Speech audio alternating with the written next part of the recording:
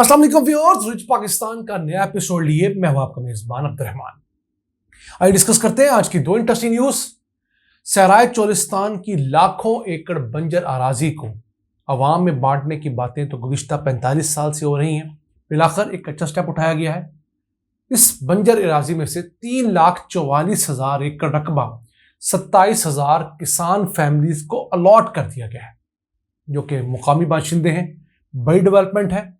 45 साल बाद मुकामी आबादी को ये ज़मीन मिलना एक बहुत बड़ा ख्वाब पूरा होने के बराबर है।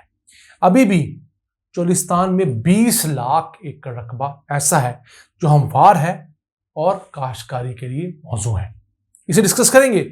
जबकि आज की दूसरी खबर, पंजाब के लैंड अथॉरिटी ने इस 5 महीने के टन्योर में यानी जुलाई से लेकर नवंबर तक 25 अरब रुपए कमाकर सूबाई हुकूमत को दिए हैं। पहले रकम का बड़ा हिस्सा पटवारी कानगो खा जाते थे, लेकिन अब उन तमाम चीज़ों को हुकूमत ने स्ट्रीमलाइन किया है बड़ी हद तक। तो 25 अरब रुपए सिर्फ 5 महीने में कलेक्ट हुए हैं।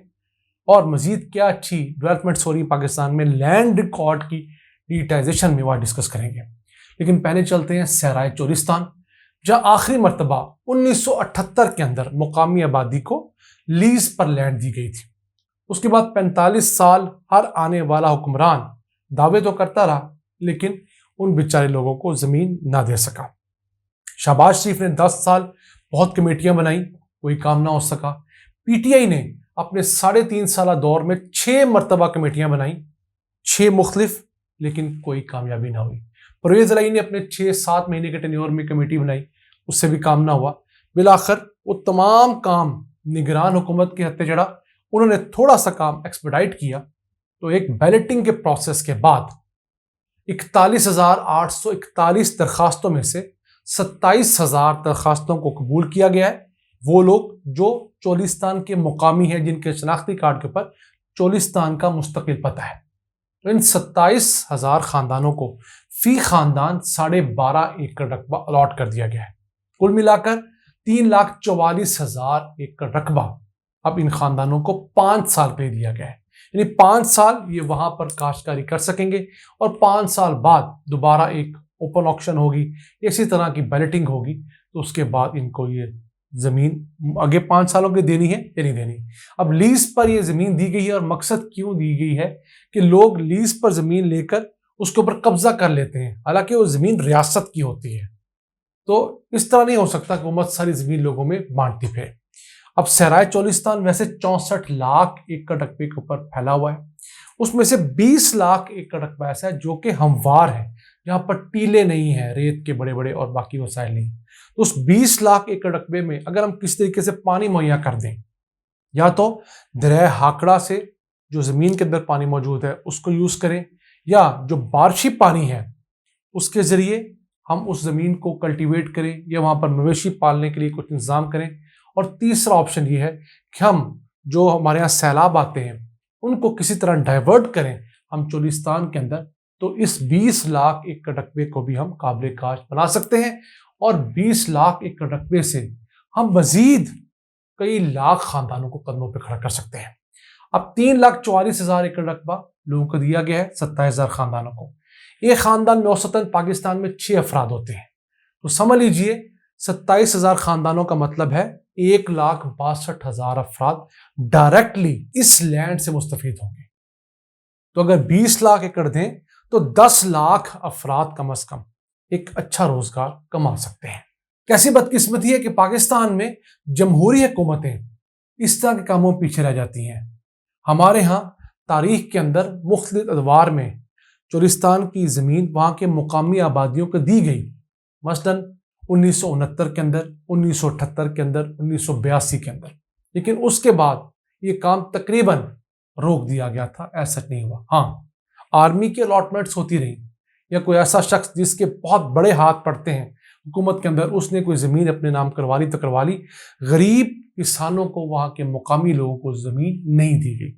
तो फिलहाल निगरान हुकूमत का क्लेम यह है कि उसने ये ज़मीन मेरिट पर दी है, जिसमें सेशन जज भी शामिल थे जिन्होंने कुरानंदाजी में हिस्सा लिया। ऑल्दो कंप्यूटराइज कुरानंदाजी है, लेकिन उसमें जज भी शामिल थे और बाकी भी मोतबरीन इलाका जो है वो भी शामिल थे।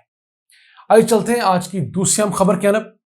पाकिस्तान में तनाज़ात की एक बड़ी वजह हमारा लैंड रिकॉर्ड भी है, क्योंकि लैंड रिकॉर्ड कोई कंप्यूटराइज नहीं था और मैनुअल होने की वजह से उससे मैनिपुलेट करना बहुत आसान था। इस वजह से हमारी अदालतों के अंदर जो बड़ी तादाद में मुकदमात आते हैं वो किसी न किसी वजह से लैंड रिकॉर्ड की वजह से आते हैं, लैंड के मुकदमात होते हैं। उसे सॉर्ट आउट करने के लिए परेज इलाही के साब का टन्योर में, जो काफली का टन्योर था मुशर्रफ के अंडर, उसमें सूबे पंजाब की तमाम लैंड को कंप्यूटराइज करने के प्रोसेस का आगाज हुआ। बहुत सुस्त रवि से वो काम होता रहा। शहबाज शरीफ के दौर में भी सुस्त रवि रही, फिर बुज़दार सरकार का तो आपको पता ही है। लेकिन अब वो किसी मुकाम पर जाकर जरूर ठहरा है, काबिल जिक्र मुकाम है। अब पंजाब लैंड अथॉरिटी पंजाब के अंदर ज्यादातर जो जमीनों के इंतकाल होते हैं, रजिस्ट्रियां होती हैं, फर्दें जारी होती हैं, वो इसके थ्रू होती हैं, डायरेक्ट पटवारियों के पटवार खाने जाकर नहीं होती। बहुत थोड़ी मिकदार में अब पटवार खाने रह गए हैं, लेकिन 5000 से ज्यादा अराजी रिकॉर्ड सेंटर्स या इस तरह के कंप्यूटराइज रिकॉर्ड सेंटर्स हैं, जहां जाकर आप अपनी फर्द ले सकते हैं, रजिस्ट्री की कॉपी ले सकते हैं, इस तरह काम कर सकते हैं। तो इस अथॉरिटी ने 5 माह के अंदर, जुलाई से नवंबर 2023 के अंदर 25 अरब रुपए कलेक्ट करके सूबाई हुकूमत की किटी में जमा करवाए हैं। इस दौरान 16 लाख अफराद ने इनसे या तो फर्द ली है या रजिस्ट्री इंतकाल करवाया है। और अगर बात करें कितने अफराद ने फर्द ली है, 11.5 लाख अफराद ने अपनी जमीन की फर्द ली है। 70 करोड़ रुपए तकरीबन उससे आमदन हुई है। फिर मुख्तलिफ लोगों ने जो इंतकाल करवाया है, रजिस्ट्री करवाई है, उनकी तादाद 4.5 लाख है और उससे भी 70 करोड़ रुपए ही आमदन हुई है। पहले क्या होता था कि आप पटवार खाने जाते थे, पटवारी से फर्द मांगते थे अपनी ही जमीन की, तो आपको फर्द देने के लिए ब्लैकमेल करता था। कभी कहता था रजिस्टर कचहरी गया हुआ है, कभी कोई और बहाना बनाता था और हजारों लाखों के अंदर आपसे फर्द के पैसे चार्ज किया करता था। लेकिन अब अराजी सेंटर के अंदर फर्द की फीस है 500,000, जो भी उन्होंने फीस मुकर्रर की है, अब वहां पर वो फीस देते हैं, आपको फर्द जारी कर दी जाती है।